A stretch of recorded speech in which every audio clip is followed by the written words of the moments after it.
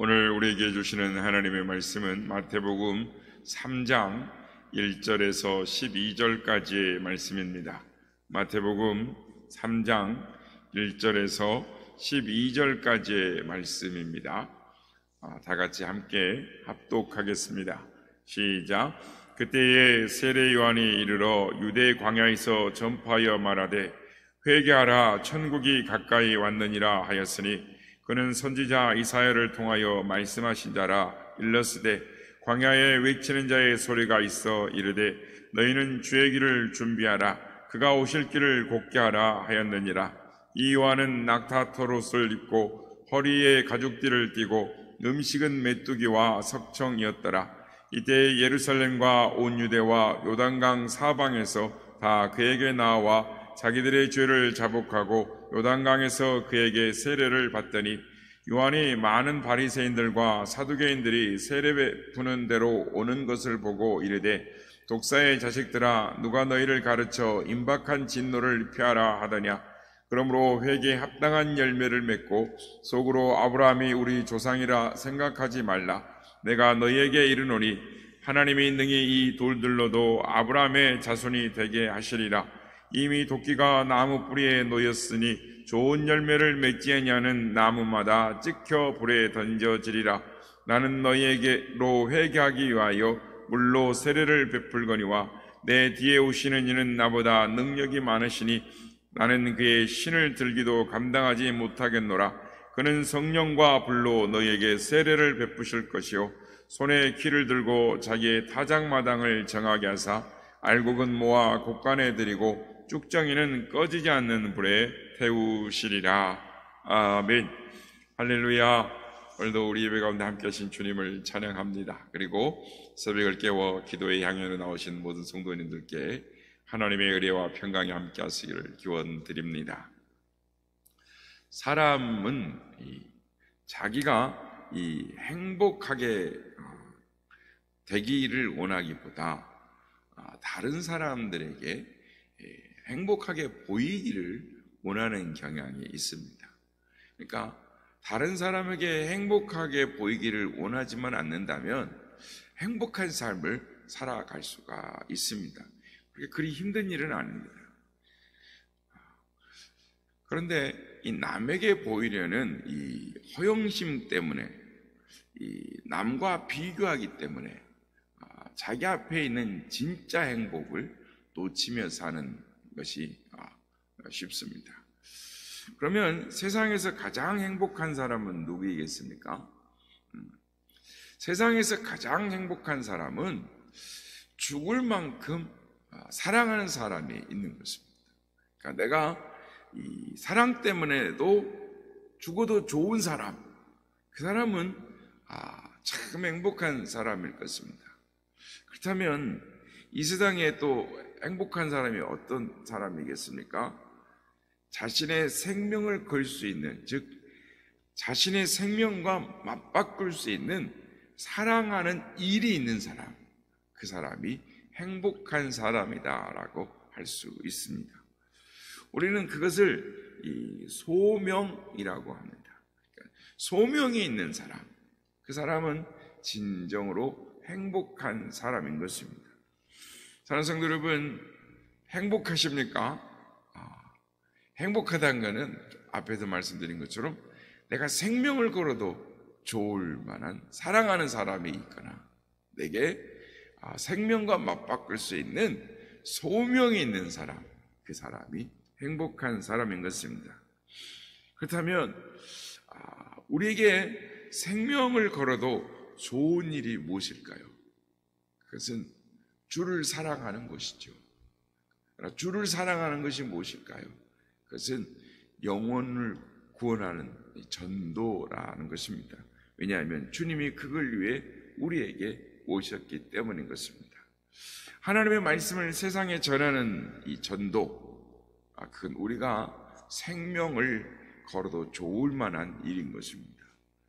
예전에 이 텔레비전 프로그램에서 기억나는 것이 하나 있습니다. 그것은 119의 그 구조 활동을 다루는 이 프로그램이었습니다. 기억이 나시는지 모르겠습니다. 오래전에 다큐멘터리로 나온 건데 거기에 이 생명의 위기에 빠진 사람들을 건져내기 위해서, 살리기 위해서 최선을 다할 뿐만 아니라 자기도 위기에 빠지는, 목숨까지도 아까워하지 않는 그런 헌신, 사람을 구하려고 하는 그 열정을 보면서 참 인간이 할 수 있는 가장 일 중에 고귀하고 아름다운 일이다라는 생각을 하면서 보았습니다. 그래서 한동안 119 구급대 대원들이 참 이렇게 위상이 올라갔었죠. 그러다가 이렇게 또 이렇게 좀 요즘은 사람들의 관심 밖에 벗어나고 있는데, 사람을 살리는 일처럼 보람되고 귀한 일은 세상에 없습니다. 하나님은 우리를 살리기 위해서 독생자 예수 그리스도를 세상에 보내셨습니다. 세례 요한에게도 출생 전부터 예수님이 사명을 가지고 태어나신 것처럼 그에게도 사명이 예고되었는데, 그것은 광야에서 외치는 자의 소리였습니다. 모든 사람을 자복하고 회개케 함으로 말미암아 주의 길을 예비하고 그의 첩경을 평탄케 하는 것이 그의 사명이었습니다. 세례 요한은 전도적인 소명을 가지고 어그러지고 삐뚤어진 이 세상에 하나님의 말씀을 전하는 불과 같은 삶을 살다 간 사람이었습니다. 그런 하나님의 말씀을 전하기 위하여 자신의 생명을 걸었습니다.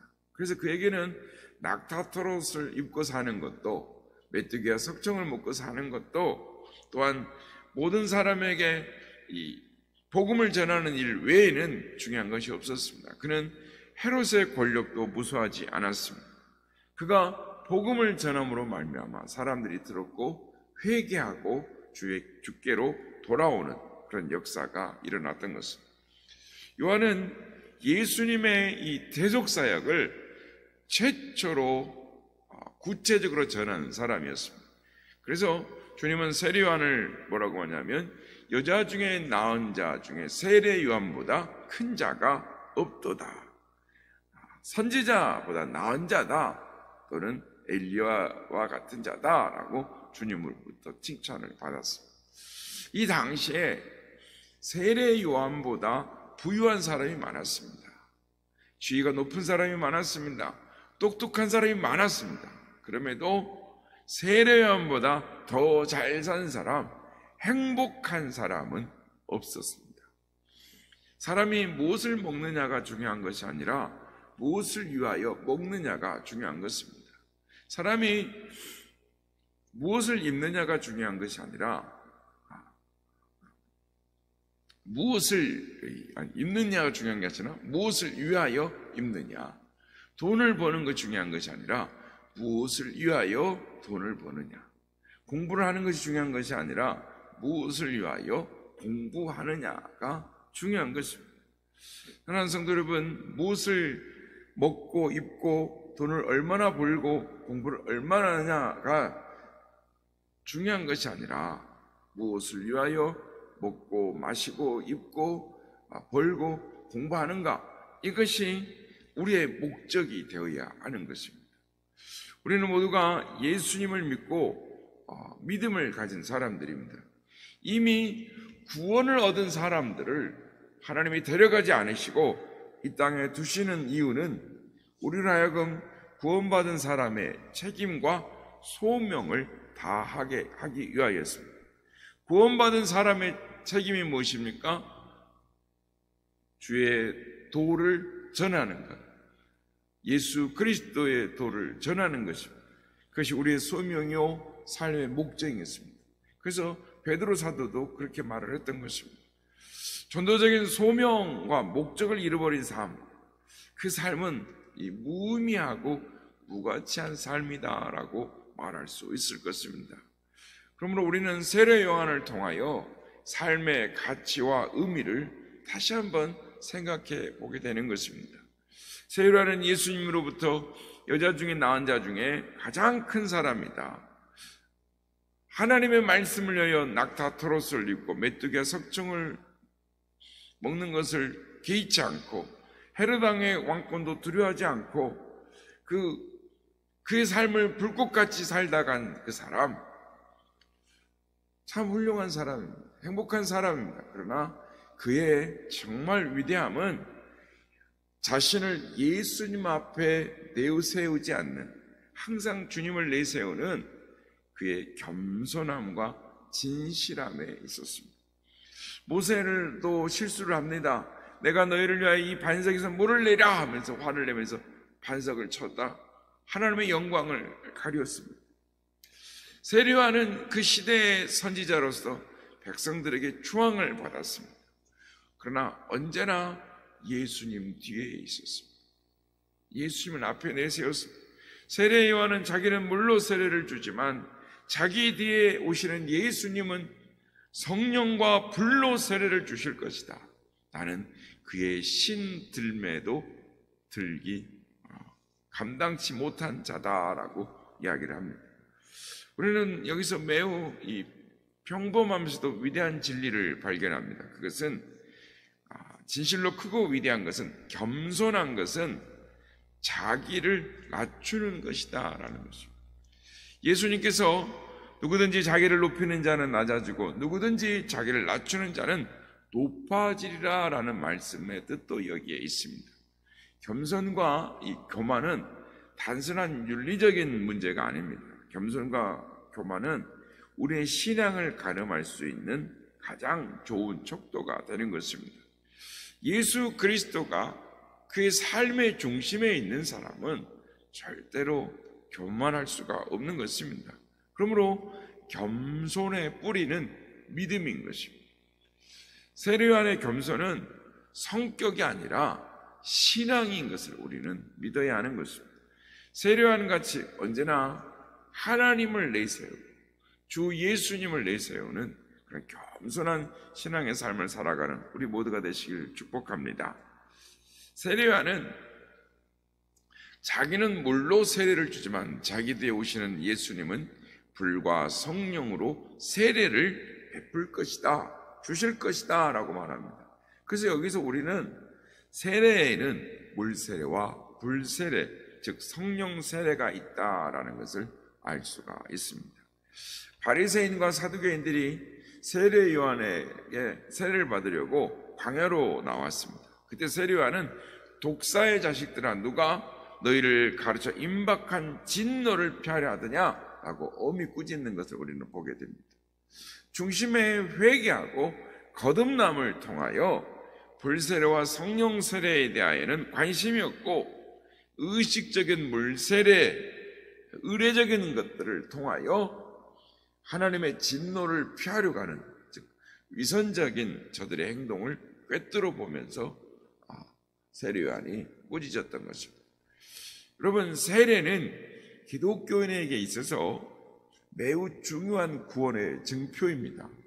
예수님께서도 공생의 사역 가운데에 세례 요한에게 세례를 받으셨습니다. 그래서 세례 요한의 물세례를 공식적으로 인정해 주셨을 뿐만 아니라 세례의 중요성을 강조하신 것입니다. 그런데 여러분, 예수님이 주시는 세례, 불세례, 즉 성령 세례를 받으셨습니까?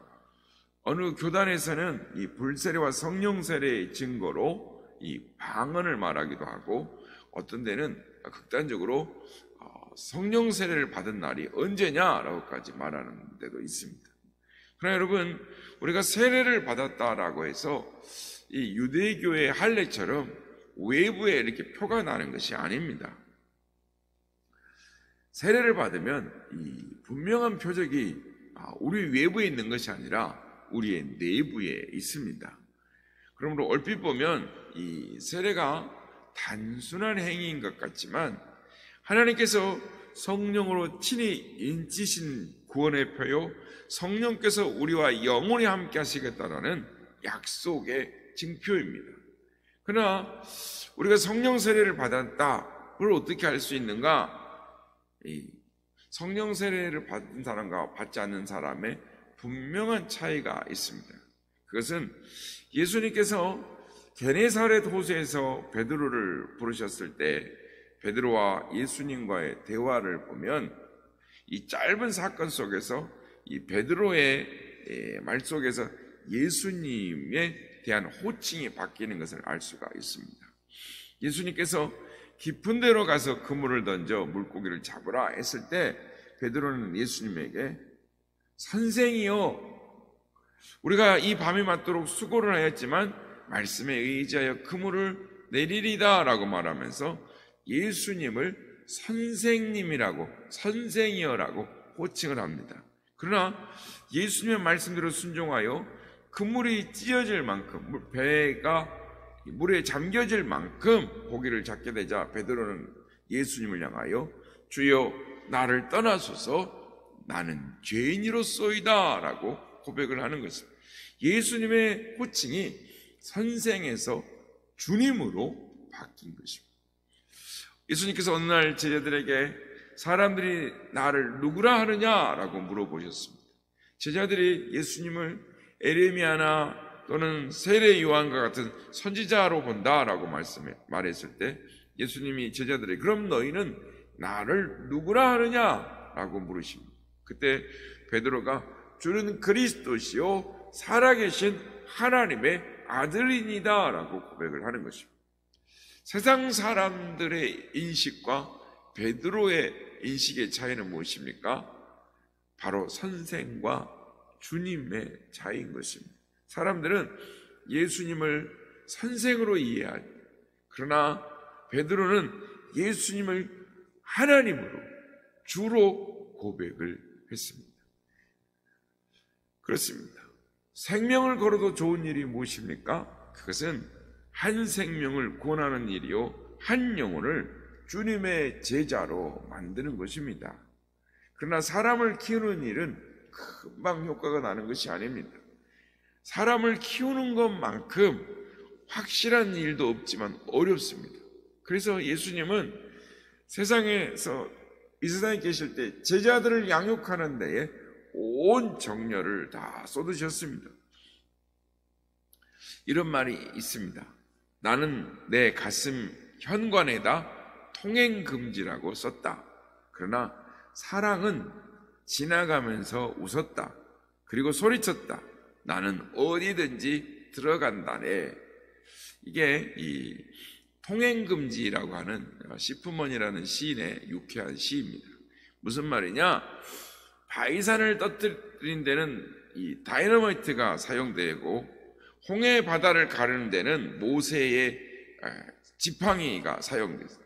여리고성을 무너뜨린 데는 이스라엘 백성들의 함성이 사용되었습니다. 그러나 사람의 마음을 여는 것은 그렇게 간단한 것이 아니라는 것입니다. 사람의 마음의 문을 열기 위해서 하나님의 아들 예수 그리스도가 십자가에 죽으셔야만 했습니다.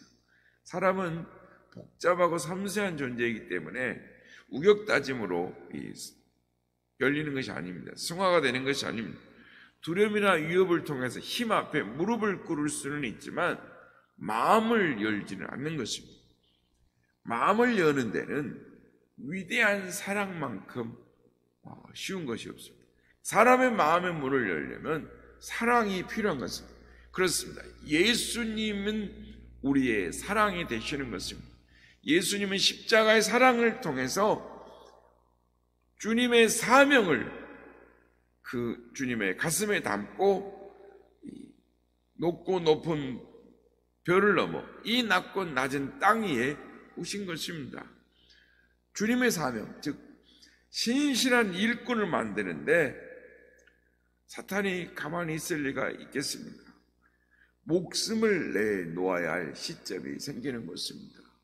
성도 여러분, 우리가 행복한 사람이 되는 것, 우리가 목숨을 내어도 좋을 만한 것, 생명과 맞바꿀 수 있는 것, 그것이 우리에게 있습니까?